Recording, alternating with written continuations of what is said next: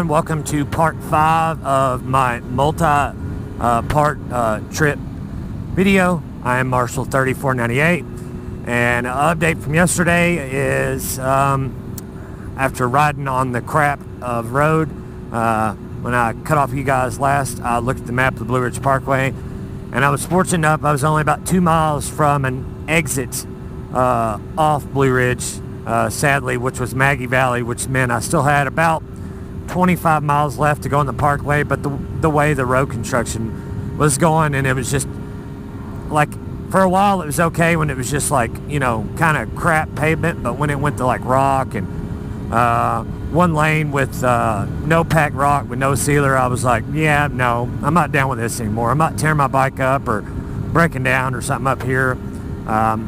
So I ended up jumping off there and only had about 4 or 5 miles left to finish going down the mountain from Cherokee, the little 2-lane access road. That's a really scenic road, very steep coming back down though. This is a 9% downgrade. I didn't film that part because I wanted to make sure I got, sorry guys, I wanted to make sure I got back off that as quickly as possible without hurting myself or the bike, and both.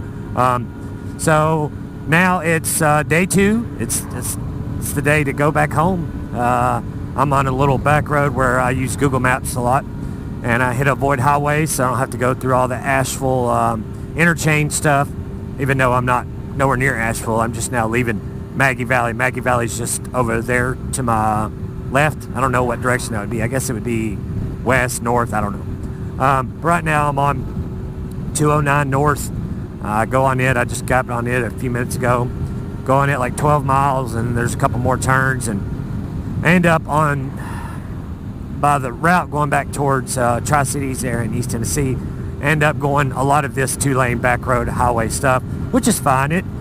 It'll take the trip on the way home like an hour longer.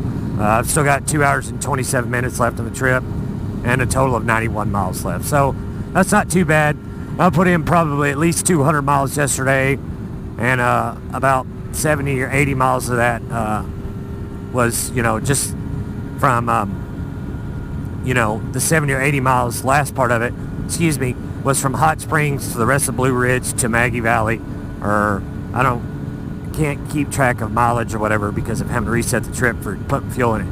But this morning I had right at 100 miles of our road. That the last time I filled up was in Asheville, over by the BMW dealer there in Asheville. And then I filled up this morning, completely topped it off to the brim, because roads like this, you know, even though I know I'm going to be on roads like this for, say, 40 or 50 miles outside of civilization, so to speak, last thing I want to do is run out of gas. So, better safe than sorry, in my opinion. But the trip, that was a big letdown to not be able to finish the Blue Ridge. That was the whole intended, really, purpose to going up here.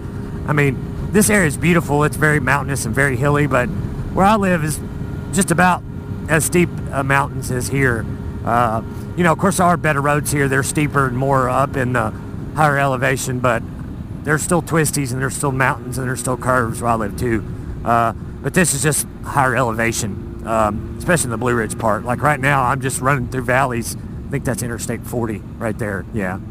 But you know, maybe one of these days, a year, maybe a year and a half from now, when I get more of a touring bike that's something with better wind protection, I'll be more apt to take the interstate back just to make better time. You know,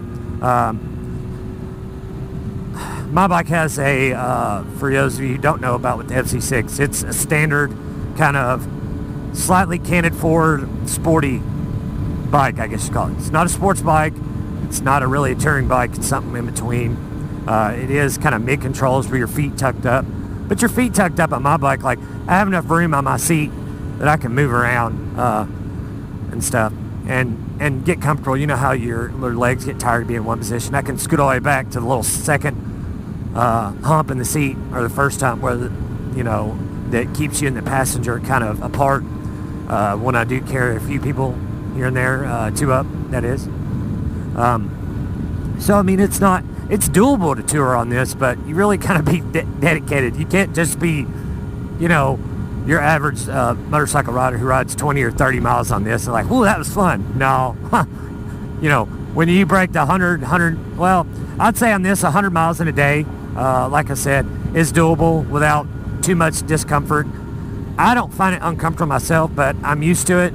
The only thing that I do find uncomfortable is from riding so much yesterday, like the back part of my shoulder blade area and like the bend in your elbow, like when I would go like this yesterday to switch songs in my Cena or turn it off or something like that while still in the riding position. Was pretty sore yesterday. It feels decent now, but it's right there in that bend of your elbow and your forearm and then kind of your tricep too, all in one. It's not bad right now, but yesterday by the time I got up here, it was pretty rough. When I went to go lift that left arm up, I finally just was to the point like, I'll just listen to whatever the song is and I'll just let it play through. But, overall the trip's been good. This is my really first time of taking a trip that's far enough to where you could stay in a hotel or you could just ride back. I choose to stay in a hotel. But hindsight on the hotel thing is an area you're not really familiar with, Maggie Valley. I've been here once around here when I rode all the 3 Yamaha demo trucks when I rode the FGR for the first time, which I fell in love with. And then I rode an R1 that day and I rode an FZ07. But I mean, I drove up here by car, because from my house to Cherokee is 2.5 hours, even by car, all interstate. I just took the easy way, sorry. But I did take the car. But, it's been a good trip. I've learned some things on this trip.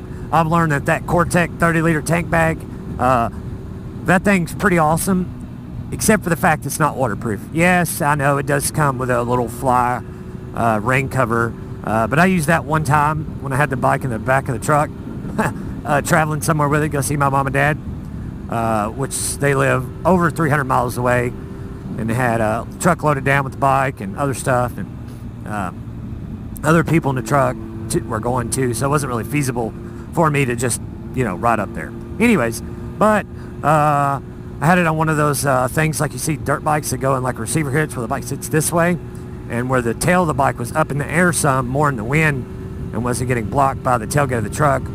Put the cover on instead of just taking the bag off when I knew it was going to rain. I was like, oh, this cover, it'll be fine. Well, apparently that cover doesn't like to get beat to death by the wind doing 70, 80 miles an hour with nobody sitting in front of it. Because if it's sitting in front of it, you block most of it, it wouldn't be that big of a deal. But yeah, needless to say, by the time we got there that night, I was like, what is this? This is not my rain cover. And like 3/4 of it was just shredded. So, oh well. Granted, I could probably use some spray on it or something. But it packs pretty good. There's lots of side compartments you can put your smaller stuff, get to, like earplugs, keys, your wallet, if you have a small wallet. A big one won't fit in there. It has the same thing on the other side, and then the flat part opens up, has pockets in it. So, I mean, it's organized enough. Like, I just packed the main compartment and the stuff that I want to get to a lot, like GoPro batteries and stuff like that. I just put it in another part. So, sorry, I had to look at my GPS because it won't come through while the backpack is connected and the CNET for the audio. It's only 2 channels and that's it. And I definitely do not want to make a wrong turn out here, but what a pretty ride, and just it's an overall good experience. Like I said, I did learn some stuff. I did learn that I can turn on this bike. I was kind of hesitant about it. It is doable, but you do have to stop about once an hour just to get off and stretch your legs, move your neck around and stuff, because like the way I ride it, and the way my body type is, I barely have to dip my head some, and that does make your neck a little bit sore after a while, especially wearing a GoPro some for 3/4 of the trip. But I don't regret taking this trip. Like I said, I did learn a lot. I learned what my limits are of touring and what really a more touring focused bike would really help me to do little weekend trips like this. I would definitely like to do something longer, something like Daytona or something really cool like that. That would be pretty nice, but we'll see in the future what that will hold. So I'll sign off, guys, now, and enjoy this ride, and I'll check back in when we get closer to home. If you haven't already done so, please like, share, subscribe, and we'll see you on the next one. See ya.